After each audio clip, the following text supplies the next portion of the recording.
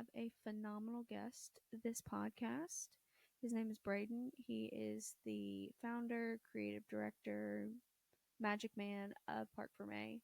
It's a true honor to have him on there. He talks a lot about the foundation of his brand, the actual foundation of his brand, a little play on words for you there, and just sort of how he got into racing. It's a great episode. 10 out of 10 would do again.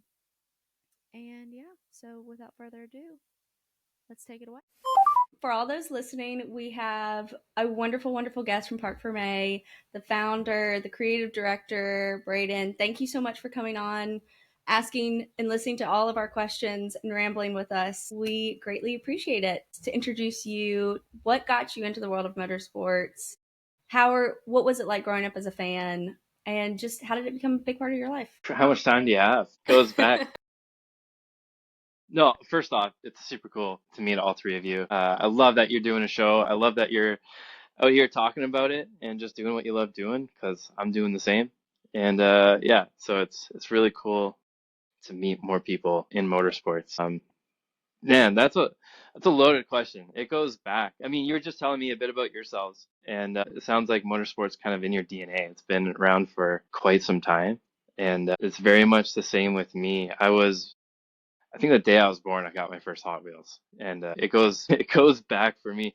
My mom, I have two really cool parents. My mom's super into cars, into hot rods, into racing. Her dad worked for Porsche for many years and was in the automotive space. He's German. So my mom kind of always grew up in that atmosphere. And then my dad, super cool dude, grew up building hot rods. And so that was kind of my life growing up. It was as soon as I was old enough to like watch TV, it was NASCAR on Sunday, it was IndyCar, it was Champ Car, it was Barrett Jackson, it was Speed Channel, it was everything. So yeah, I'm pretty fortunate to kind of grow up in that space. What was the rest of the question?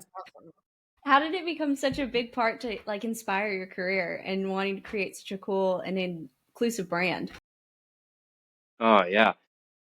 Okay, well that's a bit of a story in itself. So I got two, as I was saying, I got two really cool parents who were super into racing, but outside of that, I didn't really have, I grew up pretty alone in that I didn't really have any friends to share it with. I was always that one kid in school, even in college, that liked cars and was into racing and like would sit down on a Sunday and watch a 3 hour NASCAR race, you know? None of my other friends were like that. I had two really close friends who I'm still best friends with today, Brody and Evan, and they were like the two people I could really share it with, but in different ways. Evan's Eastern European, so he's like all about Porsche and Volkswagen and that kind of stuff. And then Brody's kind of more old school hot rods, drag racing, and that kind of thing. But neither of them would sit down and watch Formula One or NASCAR. So it was very much me growing up alone in that space. As I got older, I just wanted to do something, like create a brand, create something that I kind of merged all my passions, which was streetwear. I was been heavy into streetwear for quite some time, and my love for motorsports and old kind of motorsports fashion. And I got lots of vintage pieces that I collected over the years. My dad was a marshal for the Molson Indy Vancouver for many years, so that was really fun. I got to like go to the races and be in the paddock and meet the drivers, Dario Franchitti, Paul Tracy, Carpentier, all the cool dudes. And then I kind of just got a closet full of old in Molson Indy stuff, and I was just like, I want to bring this back. I kind of want to do something in my own taste, kind of just do what I love doing. And that was pretty much the start of it, like 8 years ago, I guess. It's around 2017. And yeah, I just knew there were a lot of kids out there like me who maybe are kind of into the same stuff, but there just wasn't anything out there like it. So I was like, maybe I'll just start something and see if it catches on. And here we are, I guess. It's been a journey. That's really cool. I kind of loved what you said about like that feeling of, you're growing up and you're a fan, but you feel almost kind of like isolated because there aren't other people who get it. And I think a lot of people can relate to that, where especially new motorsport fans, where this might be something that they found online and they're the only person in their friend group that has any understanding of what it is. And I think it goes to show the community that's being built online has a massive influence in like making you feel like you're not alone as a fan, and like you can have the people that you DM with or message and you're like, oh my god, did you see this, or different group chats. So I would love to kind of hear your perspective on the motorsport community kind of then versus now, and like how you've seen it grow from your perspective. Yeah, I mean it's huge. So I mean it's a big part of like podcasts like this that I love to see. So I mean I go back with motorsports 30 years basically. I was born into it, raised with it. It's been my thing ever since. But it was really it was really the Drive to Survive era. I think everyone's wildly aware of the Drive to Survive era that kind of changed everything. And it brought in a whole new wave of fans. It repackaged Formula One, and in a way, motorsports as a whole to people that was more consumable and kind of knocked down that barrier to entry because there definitely was a huge barrier to entry into even just Formula One alone. It was kind of like you kind of had to know it and understand it to really get into it, whereas Drive to Survive showed more of like the driver side and the team side and the human side of it, which was massive. I mean, I grew up largely alone in motorsports, and then come first, second seasons of Drive to Survive, I finally had people reaching out to me going like, dude, I get it. Like, I totally get it now. I like, are you watching this show? I'm like, welcome to the welcome to the community, man. Yeah, it's been around for long before this, but it's an entirely different space now, and I really appreciate it.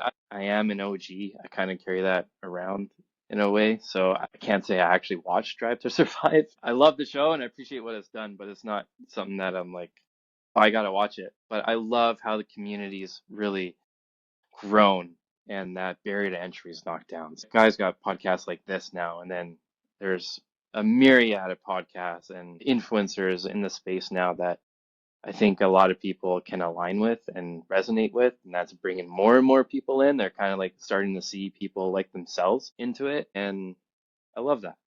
I think that's a massive reason why I am what I am today and why Parc Fermé has been able to grow.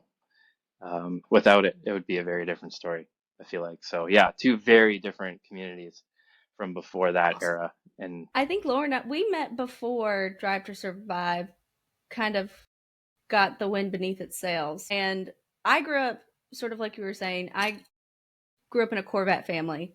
So like we went to Bowling Green every yeah, year. I went to the museum. I still go to the museum.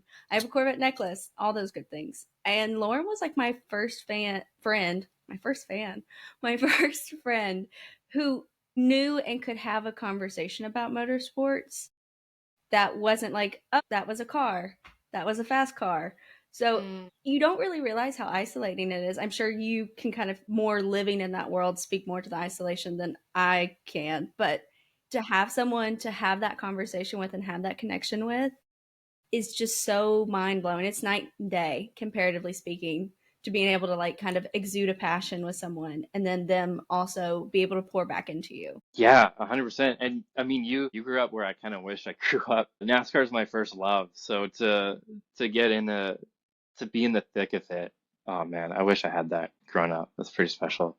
Um, but yeah, I mean, I think it's just kind of a cyclone in a way where people get into it, and then that's kind of why round and round in circles is my motto in a way. I mean, there's many different versions of it, mainly to do with the whole charity piece of Parc Fermé. But round and round in circles is, I mean, that is what racing is. But at the end of the day, it's more people getting into it, and there's more people inspiring other people, and then those people are getting into it, and then kind of just feeding the whole cycle.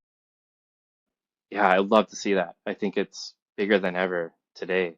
I know you talked a little bit about like your dad marshaling and how you got to have that kind of like at track experience. Are there any races, or is there any specific race in particular that like holds a special place in your heart? And then any like dream races in future that kind of top your list of like must see before I Oh, there's so many die?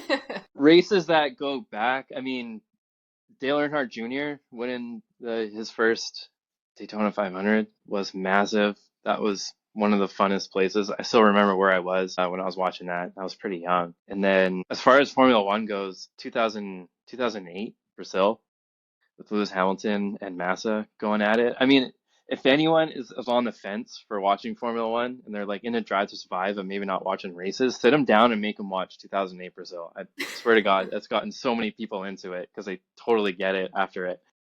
And that's one of my favorite races of all time. And then I could go on. I mean, Jenson Button, Canada 2011, racing in the rain. That was like a 3 hour rain delay, and he uh, beat the fields to bring it home. That was a fun race to watch.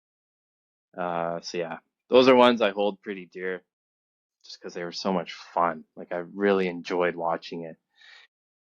I don't know, dream races I'd love to go to, probably Monaco, just because it's Monaco. It's legendary.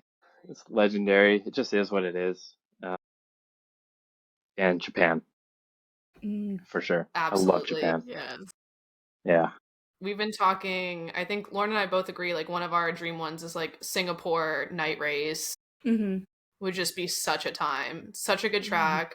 There's always drama.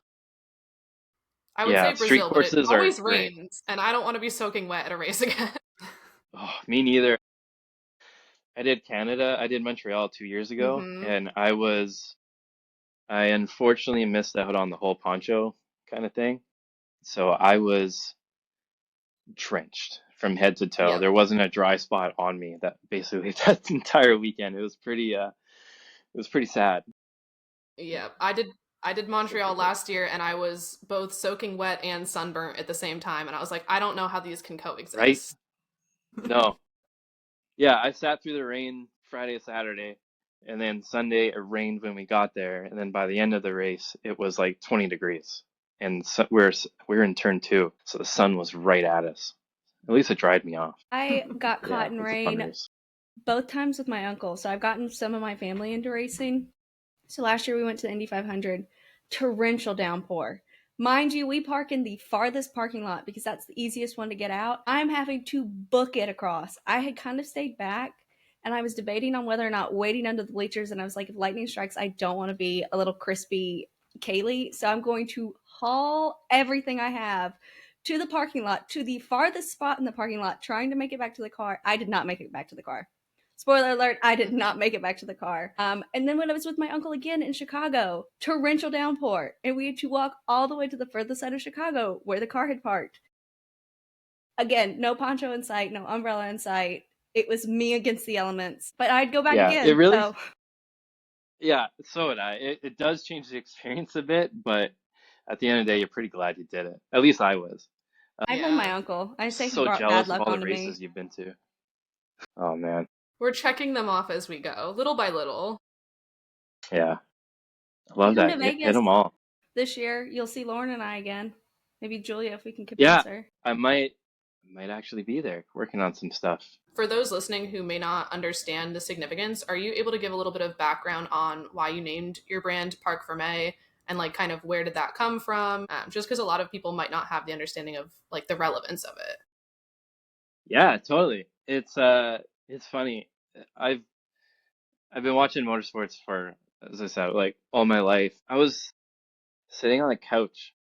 I remember it was like October 2017 or something around there, and I was just watching the F1 race, whatever it was. It might have been Texas. And I heard Martin Brundle just say Parc Fermé, and I probably heard it 10,000 times my entire life across different motorsports. And then it just hit me. I was like, oh my God, like that's it. I got to do something with that. I really loved Comme des Garçons, a streetwear brand, a Mm. Japanese streetwear brand, and I love the name. I love the French name. And then when I heard Parc Fermé, I was like, that's it. Like that's totally it. So I Googled it. I was researched if anyone's using it, and to my surprise, not like no one was using it. There was like some podcast in Dubai or something called Parc Fermé, but no one else was using it for anything. So I pretty much immediately bought the trademarks for it across a bunch of different classes, and was like, this is what I'm going to do. So what it means, it's used, I think, primarily in Formula One, but it's also, you'll hear it in other disciplines. You'll hear it in like Le Mans. You'll hear it probably in Formula E, F1 Academy, obviously, and some other series, but it means closed park in English, which is kind of confusing. But in Formula One, for example, cars are in Parc Fermé conditions. And what that means is like between qualifying and the race, they're not allowed to basically work on the cars until they're scrutineered. So they go through weighing and they go through final scrutineering through the FIA before the teams can touch them.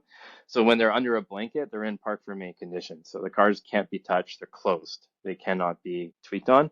And then after the race, you'll also see the cars in Parc Fermé conditions. So when all the drivers come off the track into the pits, you'll see basically 17 cars all backed up in a grid, and then you'll see the top three go to the podium and park there. That's kind of the version I run with. Like when the top three of the podium are parked in a certain area, you'll see that's Parc Fermé, and Martin Brundle will say they're in Parc Fermé and stuff. So to me, it's kind of like the winner circle in a way, the podium position, the winners. So that's kind of the meaning behind it. But to me, it's just a kind of a term that it's kind of, if you know, you know. And I love that. It's not, it's Mm. very subtle and kind of, it's very rooted in motorsport. I know that you talked about how like you've grown up in motorsports basically since in your utero. But was there like a moment that sparked like this is what I have to do? I have to make Parc Fermé something. I know you said it happened around sort of October, end of 2017, but like what was that first initial like I have an idea and I need to run with it? Yeah. I mean, it was opportune timing. So it actually goes way back. So I went to my first ever Formula One race. It was Texas 2013. So it was COTA. It was, I went with my grandparents because, again, I had no friends, no one up to that time who was willing to go to a race or would even think of going. It's just like, why would I go watch cars drive around in circles and pay for it a huge amount?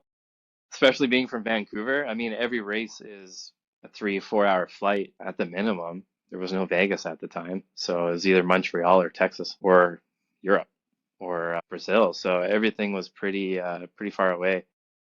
But I got that. I went to COTA as a birthday gift. So my grandparents got me tickets to COTA, and I was gonna fly down and meet them there because they were camping down there at the time. So that was my first ever Formula One race. So finally, I was like 22 or something at the time. I finally got to go see everyone in person. And it was, to me, it's the best. It's something I'm so grateful and so fortunate I got to do because it was also the last year of the V8s. And say what you want about the V6, there's nothing like the V8 era. It was just a completely different tune. It was crazy. I'm so glad I got to hear it and see it in person. But at the end of the day, it was a gift. Like I would not have been able to go to that race on my own terms. I wouldn't have had anyone to go with. I couldn't even afford to go if I had the opportunity anyways. I always knew that there were lots of kids like me who were kind of like on that island of would love to go but can't, maybe can't afford it or just don't have the means to go. So honestly, the charity part of it was what hit me first. Like I've always wanted to do something like that.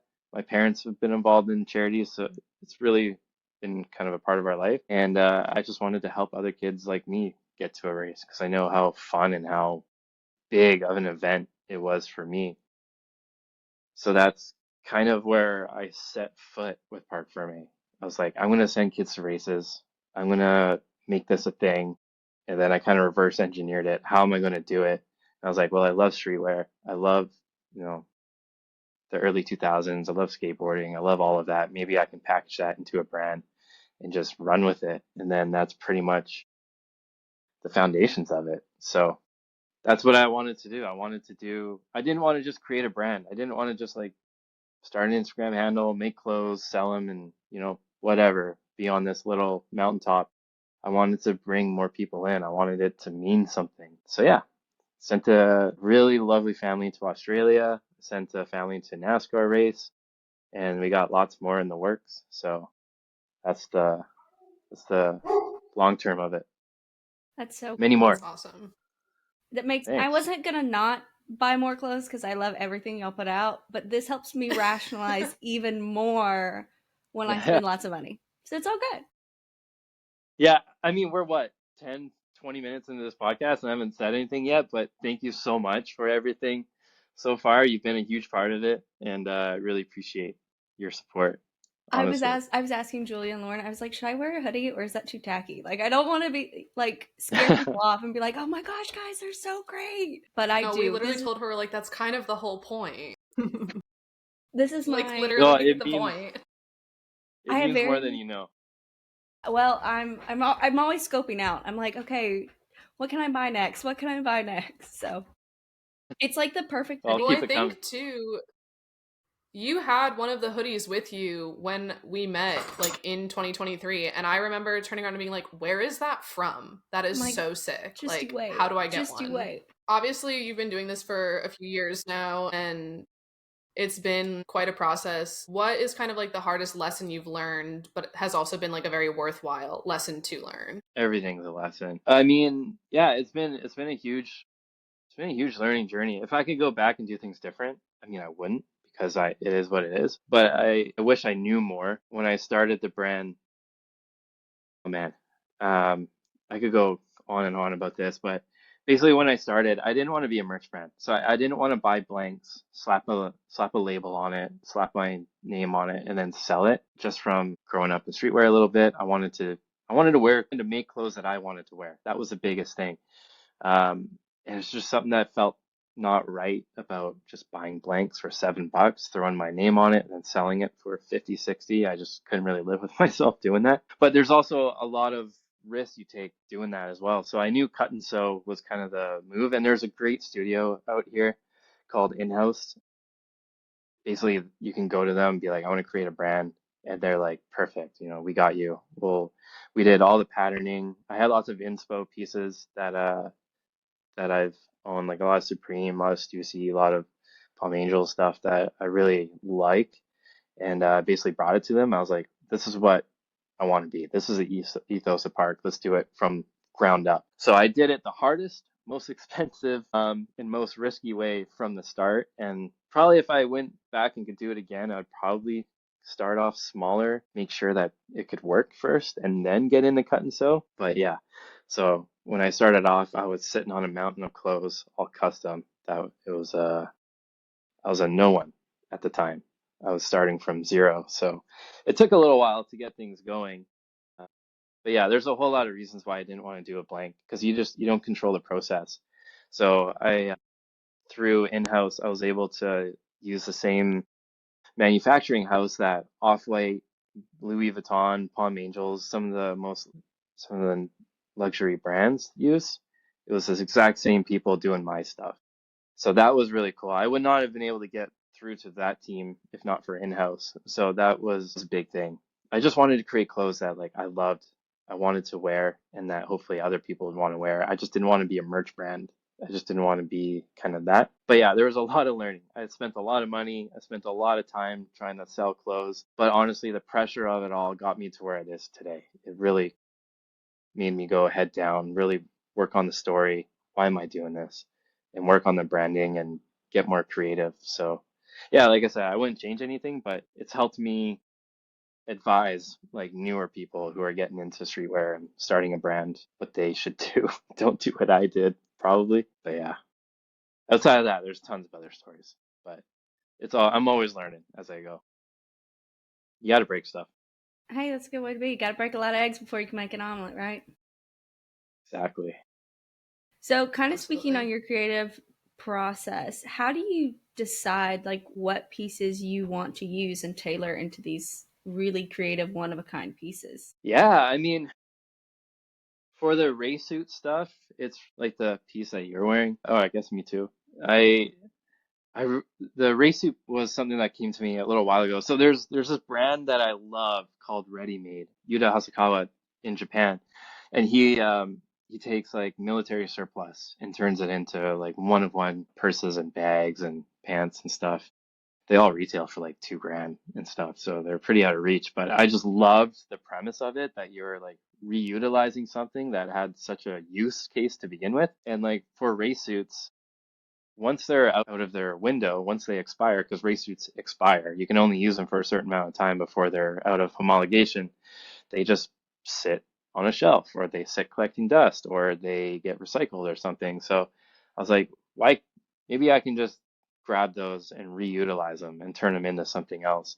So when it comes to race suits, I just try and find race suits that can tell a story, that kind of have some significance behind them, like that Target one. I love that era of NASCAR. I was really lucky to get my hands on some of those Target suits from Ganassi, and then this one from, who was it? I think it was Richard Childress. I just loved the Bush story. So I was really fortunate to get that suit. And then, yeah, I've had some other suits. I've had Cheerios suits. I just try to find suits that aren't too expensive, but also represent something. So that kind of dictates what I do. If I can find the right suit, and I'll hold off until I find the right suit. I'm not just out here trying to buy any suit. But if the right one presents itself, then I'm like, okay, this is what I'm going to do. These are the pieces I'm going to make. And then when it comes to even non-resuit stuff, just anything Parc Fermé, just making stuff I want to make. I don't know. I'm just using inspirations and trying to tell the story. So that's kind of directed everything so far and is really directing what I'm doing going forward. Like I'm really tapping into some of my early loves, like Speed Channel. That was basically what I grew up on. Doing a really special nod to that this year. And then yeah, I got some other cool stuff I'm working on, but that's pretty much it. Like make stuff I want to do. Don't answer to anybody, which is really nice. I was going to ask, obviously you don't have to give away trade secrets, but like how do you, obviously you wait for the right piece, but like how do you find the elements to then, repurpose into this? It's not like you can go to the race suit store and just like pick one up, or like even the candle line that you did with the, vintage like cans. Like how are you finding people who are able to like help you source those kinds of components? Because it's a very niche item to be requesting. Yeah, it's just me, honestly. It's me sourcing everything. Lots of hours of research, lots of hours on eBay, lots of marketplace, especially for the oil can candles. Vancouver's a really cool spot. There's a big automotive culture out here that probably people aren't really aware of, but there's a huge hot rod. We're like the hot rod capital of Canada, basically. And there's a lot of great builders up here. There's a lot of big collectors. It's just a really cool culture up here that I'm really fortunate to grow up in. So there's a lot of guys that have old vintage oil cans sitting in their shop that will probably just get chucked. I mean, a lot of these guys are getting older. Unfortunately, it's kind of aging out in some ways, or hopefully it gets passed down. But there's just a lot of history sitting collecting dust, and that's kind of the story behind the race suits and behind the candles. Was I just wanted to find a new use for them. So yeah, the candle thing was a lot of fun. I got more coming out. My fiance and we make those by hand. I restore the cans by Awesome. hand, clean them by hand, prep them by hand, and do it all here. And she's been a great help. And the race suit stuff, I work with a really, really awesome seamstress in Gastown, Vancouver, basically where we live. And together we make some pretty cool stuff together. So really fortunate to have some help on that side of things. But yeah, at the end of the day, it's just me finding stuff that really fits. I'm not trying to find any oil cans. Like I was really selective with the oil cans I wanted. I didn't want to just buy oil cans. Like that's not the premise. The premise was each can kind of represents something, tells a story. It's very much like the race suit stuff does. So yeah, I try to be intentional. Probably also slows me down a lot, but It But takes I that's think what it's I time. want to do. authentic. Yeah. Thanks. Kind of speaking to authenticity too, what would you say differentiates like your brand and brand identity? Because I mean, there's so many different motorsport brands out in the market, and there's a new one every day, but I've yet to see another brand do anything similar to what you're doing. Thanks. I don't know. I mean, yeah, there are lots of different brands. There's lots of different narratives going around. I think for me, and I'm not just saying this, I mean, it is what it is.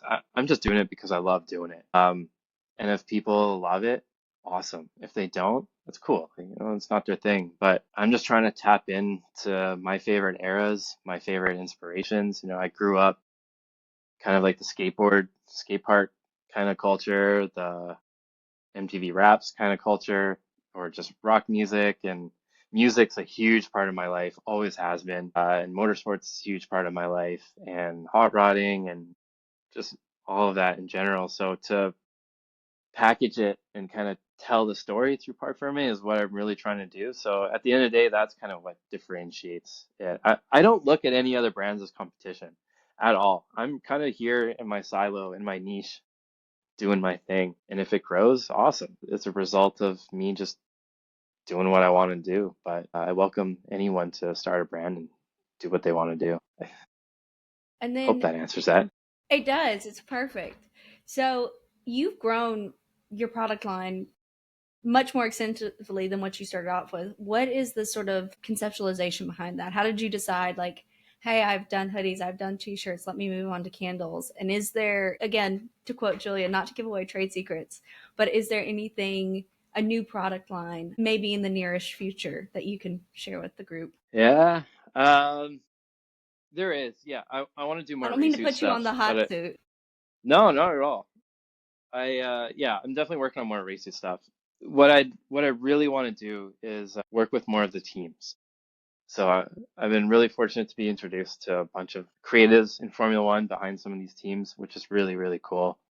And I'm trying to get into NASCAR and IndyCar. Like what I'd really love to do is work with them to get a few race suits or some Nomex, like the undergarments that they wear. Make a really small, really niche collection for it, and then sell it off, and then use all those proceeds to fund a kid and their family to go to a race, and then put them up in like that team's hospitality or something. So that's some of the conversations going on right now is how can we make a really cool capsule, but it also means something and kind of go round and round in circles, you know? So yeah, that's definitely the future of the race suit piece is to expand it. The pieces have been pretty expensive because the race suits are pretty expensive, and to make these pieces is not easy. It's not just scissors and stitching. It's patterning. It's a very involving process. So if I can work with other materials like the Nomex shirts, we can do more, like with our long sleeve and with our t-shirts, and make some more accessible pieces,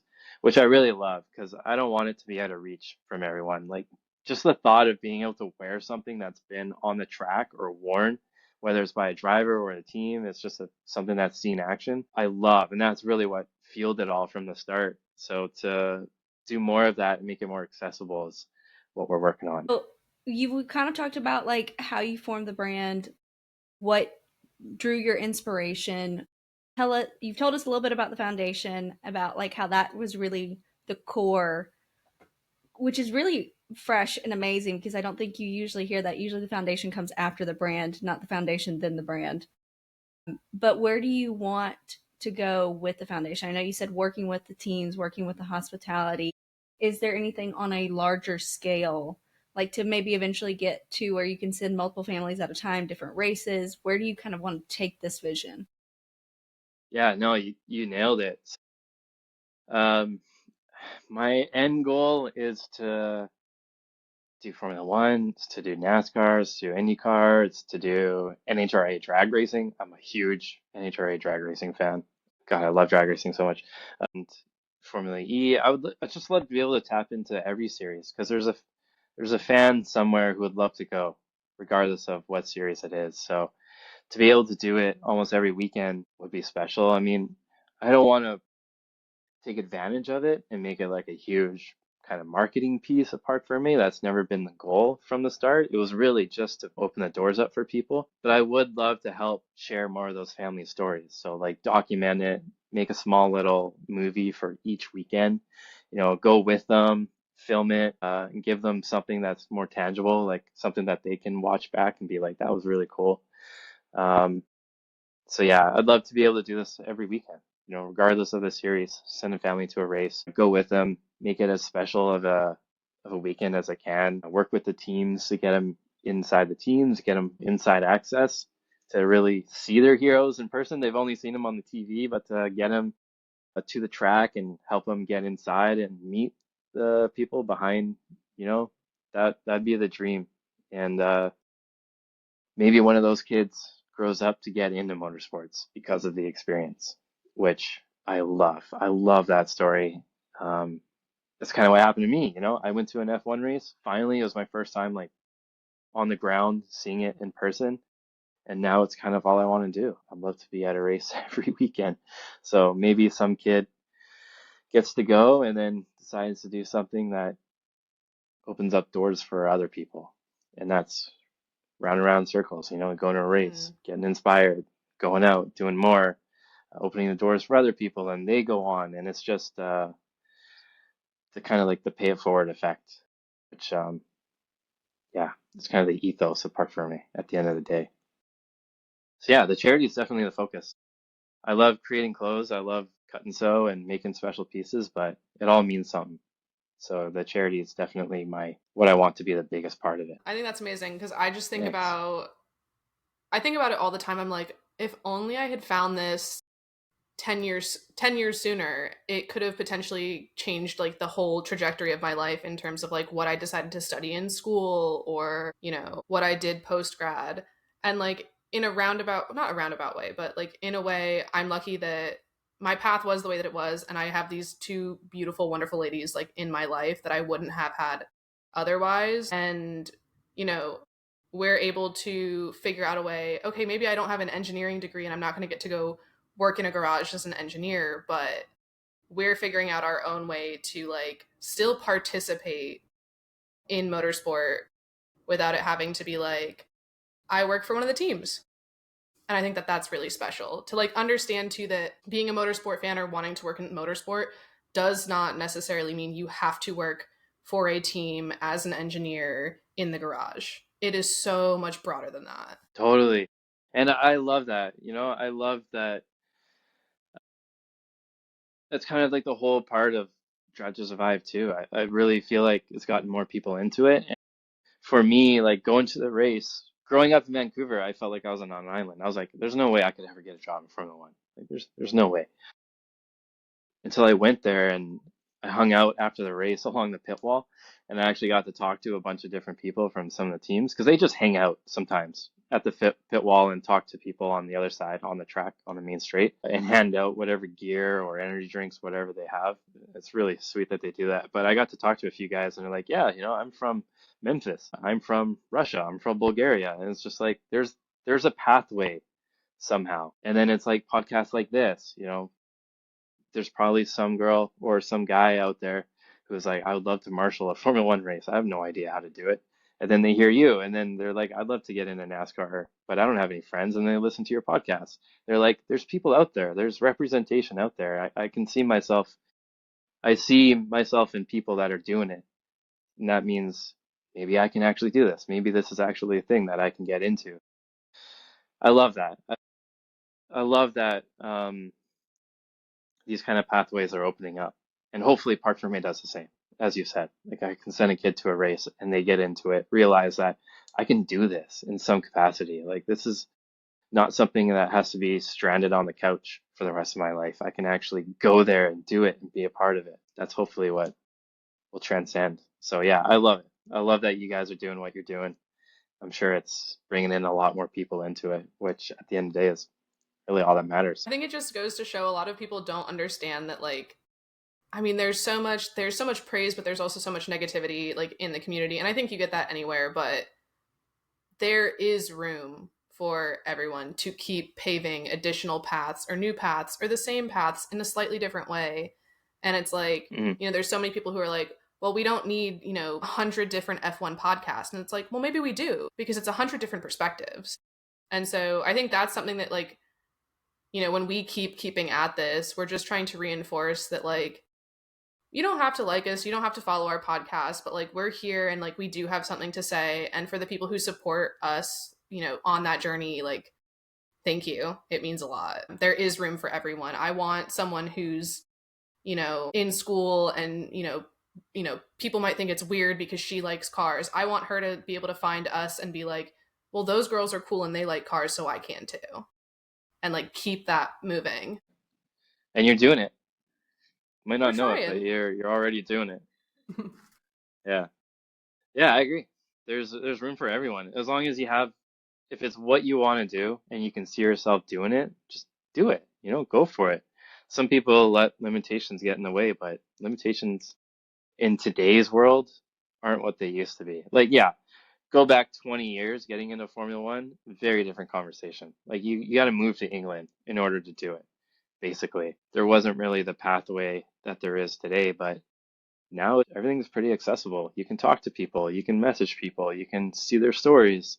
And these podcasts really help that, getting it out there and sharing the story. So love it. I love that that's changed because there was a big barrier to entry. So yeah, to see that change has been great. I know that you said you grew up around hot rods. Do you have a favorite one, like dream top car, all time? No money is a question. Doesn't matter if you had to sell both your kidneys and maybe a couple arms. Just what car, if you could bring home tomorrow, would it be? It's always changing. I'm a hot rod guy at heart. I mean, Eleanor, a Chip Foose design 67 Shelby GT500 and Gone in 60 Seconds is like my childhood. Watched that movie a lot with my dad when it came out. I still watch it from time to time. It's probably one of my favorite movies ever, just because it's so nostalgic for me. And I grew up bleeding blue, so it was Chevy versus Ford versus Dodge in those days. My dad was a big Ford guy. Evidently, I grew up a big Ford guy, and to have that car as the main character in that movie, I was already a Mustang guy to begin with. I'm a huge Chip Foose fan. Like I love Chip Foose. Met him a bunch. He's such a nice guy. And I grew up drawing him. That was a big part of my life as a young kid. So I sketched that car quite a bit. And my fiance really kindly lets me put my Eleanor model out in our living room. I got it sitting in our shelf. She's great. She loves cars and she's amazingly supportive too and loves it. I could see her on a podcast like this, but yeah, Oh, fortunately come on. I got Eleanor sitting out there. Yeah, she's pretty cool. Yeah, that's probably one that means the most to me. I worked at a hot rod shop for a number of years actually, and there was one car that we built actually just crossed Barrett Jackson in January. We built it 12 years ago, and it got crazy money at Barrett Jackson, but it was a 50, it was 49 Mercury, so a big lead sled, and it was beautifully done. And that's been probably my bucket list car forever until it sold for 500 grand at Bear Jackson. So it's a little bit out of reach. That's But pocket it's one change. What are you car. talking about? If I Get a sell enough loan. t-shirts, I'll track it down. But yeah, that car means a lot to me just because I really loved that build. It was really nicely done. And it's kind of like my hometown hero hot rod. So that's one of them. And if someone gives me a Selena 7 one day, I'm pretty cool with that too.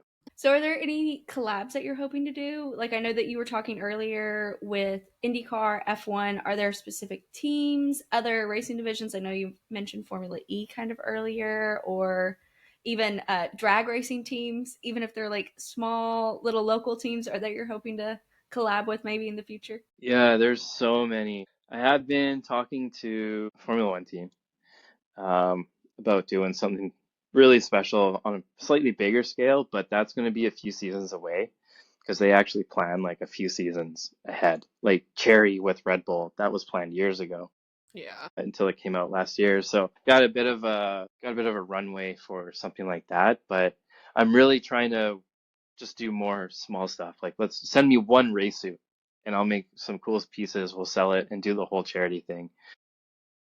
So yeah, I would love to work with Red Bull. Great team there. Love those guys. Been talking to them a fair bit. Really any team on the grid. I mean, like I'm open to it. There's a fan for any team. There's a fan out there who would love to, go visit them in person. So I'm really open to anybody. Drag racing, yeah, I would love. Drag racing is definitely something I'm focusing on this summer. Rick Ware Racing, who's also, as you might know, into NASCAR and motocross and tons of other stuff. They're a really cool team. Clay Millican is an OG in drag racing, kind of grew up with him. So it'd be really cool to do something with him. Or John Force would be epic. I'm a huge John Force fan. Brittany and Ashley Force, man. That whole family is super cool. And then, yeah, to do something with Formula E, just to do something with anybody. I really don't have any specific teams in mind. It's just anyone who's really open to the idea to do something creative. You should hit I up would really F1 appreciate it. Academy and do like a ladies Yeah, line. yeah, would definitely love to do that. I love what they're doing. So yeah, if anyone has Susie's number, I'll take it. I'll let send it to you me let after the me meeting. talk to my people. Yeah, that'd be great. Well, Yeah. before we wrap up, I figured totally fair to give you kind of like a moment to like share your platform, give like your elevator pitch and like plug socials and all of that. Say Get the your piece. people in Parc Fermé. I like Yeah, what you did thanks. there. Yeah, nicely tied in. I love that. Yeah, come join. I'm just at park.ferme on Instagram. I really live on Instagram. I do not have a TikTok or anything else. Instagram's just where I live, probably too much. So yeah, hit me up on Park Ferme. DMs are always open. Always love it when people message us. Just say hey or say what got them into racing or whatever. Always open to it. So it's been really fun. I've met a lot of really cool people just from doing this, yourselves included. So yeah, I love it when people reach out, just say hey, or it really means a lot. But yeah, at park.ferme on Instagram. My website's www.prcfrm.com. And then that's really it. That's really where I live between those two. But we got a Spotify. Um, we got Round and Round in Circles Radio, Park Fermé Radio on Spotify. I got I think three radio stations on there that kind of just my love letter to music. I got one that's like the whole Yo MTV Raps era that I grew up in. So it's all like a lot of hip hop, a lot of rap. And then I've got my more throwback skateboard days, which is like The Offspring and Metallica and whatever. So hopefully there's a playlist for everybody. It's always getting updated. So yeah, if you want some good music, feel free to hit up a radio. And then uh, I got my newsletter, fam, and then I got my Instagram channel. So if I'm always sending discount codes or friends and family codes into the Instagram channel and then having conversations in there with people. So everyone's welcome. Everyone's welcome. Doors wide open. That's where we're at. Amazing. Thank you so much Love it. for coming on. This has been an Yes, absolute thank you. blast. Oh, it was really nice chatting with you. Love that you guys are doing what you're doing. It's really nice to have this community available. And what did I tell you? It was a fantastic interview. Y'all didn't want to believe me, but here we are, giddy and all get out with just a phenomenal guest. So we did want to give, one last big thanks to Braden for coming on, taking time out of his schedule to come and talk to three strangers on the internet, I think, as I put it. And it was just great. And we're just going to wrap it up with that. Quick and easy. Thanks, guys. Love you. Bye.